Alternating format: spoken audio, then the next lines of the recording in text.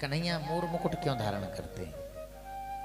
कौआ का पंख लगाए लेते, गिद्ध का पंख लगाए लेते, कबूतर का लगाए लेते, मोर का ही क्यों लगाया ये बताइए। बरहापीडम बरहमयम आपीडम यस्य सह बरहापीडम।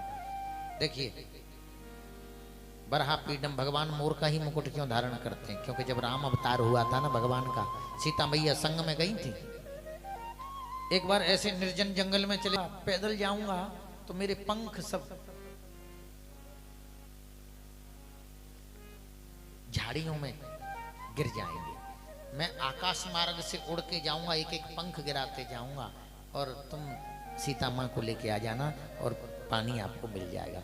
ऐसा ही किया, एक एक पंख गिराता गया और सारे पंख सीता मैया के प्राण बचाने के लिए उस मोर ने त्याग दिए और राम की गोदी में उसने प्राण त्याग दिए। राम जी ने कहा तूने मेरी प्रियतमा सीता के प्राण बचाए हैं, इसीलिए मैं तो तुझे अपने सिर पर बिठा के रखूंगा, सिर पर बिठा के।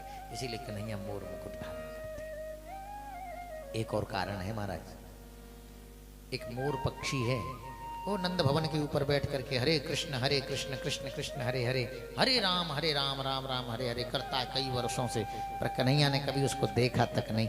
बोले आज तो मैं प्राणों को ही त्याग दूंगा। कृष्ण ने देखा ही नहीं, अपनी चोंच पटक पटक के मरना ही चाहता था। एक मैना नाम का पक्षी आया, बोले मरे मत, मैं तेरे पास तेरे को ऐसी जगह लेके जाऊंगी कि तेरे को तुरंत दर्शन हो जाएंगे कि चलो मेरे साथ बरसाने।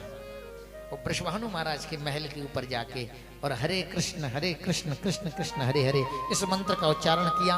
राधा रानी महाराज बिस्तरों को छोड़ के और ऊपर अटारी पर पहुंच गई। मेरे कृष्ण का नाम कौन पुकार रहा? तुरंत गोद में लिया।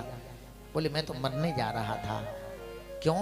बोले कृष्ण ने आज तक दर्शन नहीं दिए, इतने वर्ष हो गए।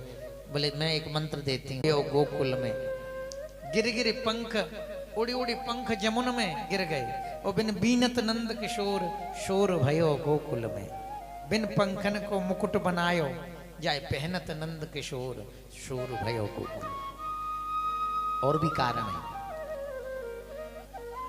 एक तो मोर निष्काम होता है, उसके अंदर कामना नहीं होती। भादों के महीने में मोर जब भादों के महीने में मेघ गरजते हैं तो मोर नृत्य करता है और मोर की आंखों से आंसू निकलते हैं। उन्हीं आंसुओं को मोरनी चुगती है, उसी से ही गर्भवती होती है मोरनी।